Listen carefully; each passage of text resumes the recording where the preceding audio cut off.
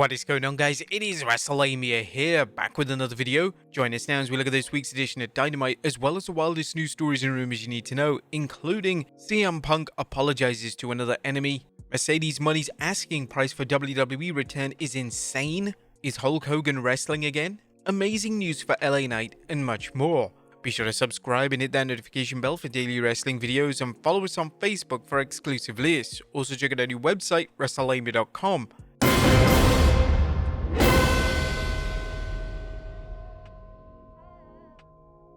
As always, we won't recap the show, but just look at the good, the bad, and the downright ugly. As always, we start off with the good as number 1, Continental Classic.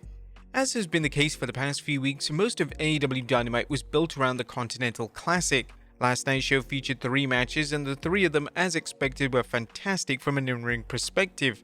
In the first match, Swerve Strickland defeated Rush, in the second, Mark Briscoe defeated Jay Lethal, and the final match saw Jay White defeat Jon Moxley, which was extra special, as it featured the return of the legendary Jim Ross on commentary. Devoting so much time on a 2-hour show to a tournament is a bold move, and it won't be for everyone, yet the core AEW audience appeared to love the concept, so it makes sense to continue making the Continental Classic the main drawing point of the weekly show.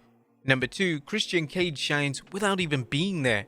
And Christian Cage wasn't present on Dynamite last night, yet his presence was felt on the show. Cage had Tony Schiavone read an official statement on his behalf, and it was full of humor, insults, and character development. Cage's character arc continues to be an undisputed highlight of pro wrestling, and it'll be interesting to see what's next for Cage in 2024. But that was the good. What about the bad? Is number 1, is the devil angle laughable?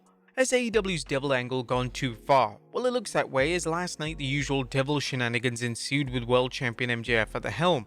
In a comedic moment, as the devil's henchmen were about to swarm MJF and Samoa Joe in the ring, the devil came on screen and one fan shouted, "It's Bully Ray!" And after that comment, fans began to roar with laughter. AEW have to be extremely careful, as if the storyline crosses into a parody, then there's no turning back. Fans on social media are already comparing the angle to the infamous Aces of 8 storyline, which is definitely not a positive thing. Number 2, lack of focus on the women's division. Once again, AEW had a lack of focus on the women's division, as just one women's match was featured on the show last night, and that saw Rio defeat Saraya. Even though the 2-hour format limits how many matches AEW can deliver on a weekly broadcast, surely there's time for more than an 8-minute match for the women's division. Hopefully this is something that Tony Khan and AEW work on as we head into 2024. Number 3, World's End hiccup. AEW World's End pay-per-view is set to take place next Saturday, yet as things stand, only 3 matches have been confirmed for the show. The 3 matches are MJF vs Samoa Joe for the AEW World title, Toni Storm vs Rio for the AEW Women's title, and the final of the AEW Continental Classic. 3 matches for a pay-per-view isn't enough, and AEW should have locked in a full card before the Christmas break. One of the top matches on the show should be Adam Copeland vs Christian Cage, yet for some reason AEW are waiting till the very last minute to make the match official for the pay-per-view, which makes a lack of business sense. Nevertheless, hopefully AEW's final pay-per-view event of the calendar year is a good one, and we at Wrestlelamia can't wait to witness it. Now, there was nothing downright ugly on the show remains solid as always, and although AEW without question have areas they need huge work on in 2024, there's enough quality on the 2-hour show that makes AEW Dynamite an enjoyable watch each week. What do you guys think of Dynamite last night? Let us know in the comments down below. Now let's move on to the news. Now first story looks at CM Punk makes amends with one of his enemies. Now our top story today takes a look at a recent quote from a certain WWE executive who disclosed the status of his current relationship with CM Punk. When Punk returned to WWE last month, there was concern regarding how he was going to get along with several key figures in WWE, and one of these key figures was Road Dogg. Road Dogg, who serves as WWE Senior Vice President of Live Events, has been open in the past regarding his negative feelings about Punk, and as we all know, Punk never forgot those individuals who have badmouthed him in the past. Thankfully, Road Dogg revealed that the two have officially made amends and are now on good terms and are even working together. Speaking on the Oh You Didn't Know podcast, Road Dogg revealed, "All that negativity came out of me when he looked at me and he shrugged, and it's like that brothers don't shake hands, brothers got a hug thing, and we hugged. It made me feel good for him to do that, by the way. It made me immediately feel ashamed of my behavior, not his, not anything he did.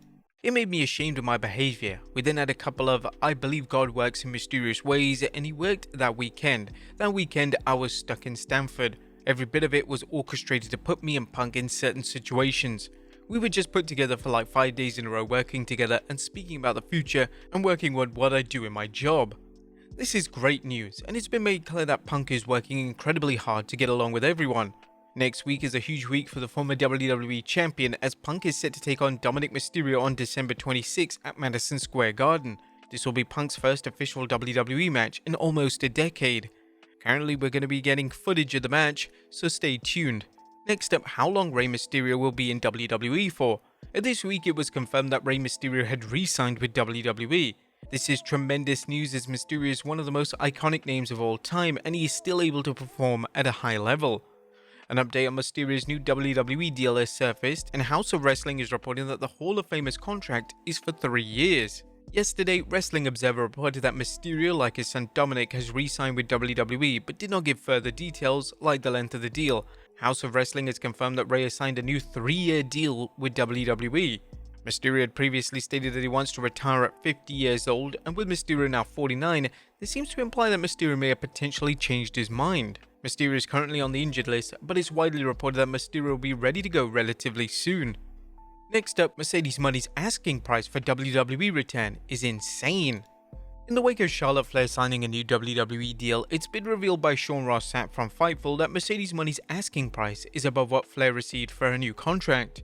We revealed on today's episode of The Hump that word within the industry was that Mercedes Money's asking price was above what we heard Charlotte got on her new WWE deal.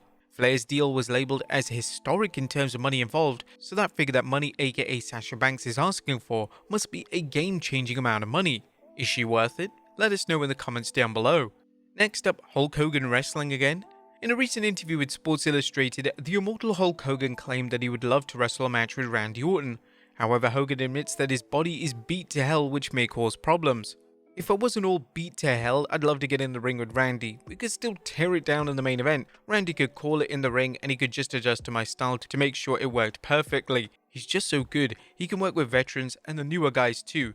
He knows how to pivot both ways in the ring. Hogan and Orton previously collided at the 2006 SummerSlam event, with Hogan winning the match. This was seen as a controversial call at the time, as it would have been Hogan's final ever WWE match and Orton was a full-time talent who needed a major victory. Hogan last wrestled a match back in 2012 when he performed for Impact Wrestling in the UK. Hogan has flip-flopped on wrestling again in recent years, yet it was widely reported that he was going to be involved and even win the Andre the Giant Memorial Battle Royal at WrestleMania 36. But that was before the COVID pandemic changed the creative direction. Next up, MVP to join the MCU. Marvel is in a state of flux currently, as Jonathan Majors has been fired. Majors was set to portray Kang in a number of upcoming MCU projects, yet with his firing, the status of these upcoming projects is unknown. One idea that had been thrown around is the idea of recasting the Kang character, and one star wants to play him. The former US champion MVP replied to an account asking if a wrestler should take on the Kang role, and MVP simply stated, "No problem." Would you guys like to see MVP in the MCU? Let us know in the comments down below. And finally, amazing news for LA Knight. Our final story takes a look at some positive news for WWE's megastar LA Knight. It's been revealed by the city of Hagerstown in Maryland that their very own LA Knight will receive his own key to the city this coming Saturday. The city of Hagerstown will represent one of its own and currently one of the most popular superstars in world wrestling entertainment with the key to the city on Saturday, December 23 at noon at University Plaza. Known around the globe as LA Knight, Sean Ricker was born in Hagerstown on November 1st, 1982 and graduated from North Hagerstown High School in 2000. The public is invited to attend his recognition ceremony on Saturday as he returns to his hometown to receive his unique and well-deserved honor. 2023 has truly been a great year for LA Knight, and this brings the most successful year of LA's wrestling career to a close in a memorable yet fitting way. But there you have it, folks, our look at Dynamite as well as the wildest news stories and rumors you need to know. Be sure to leave your comments down below, and I'll see you next time with some more wrestling content.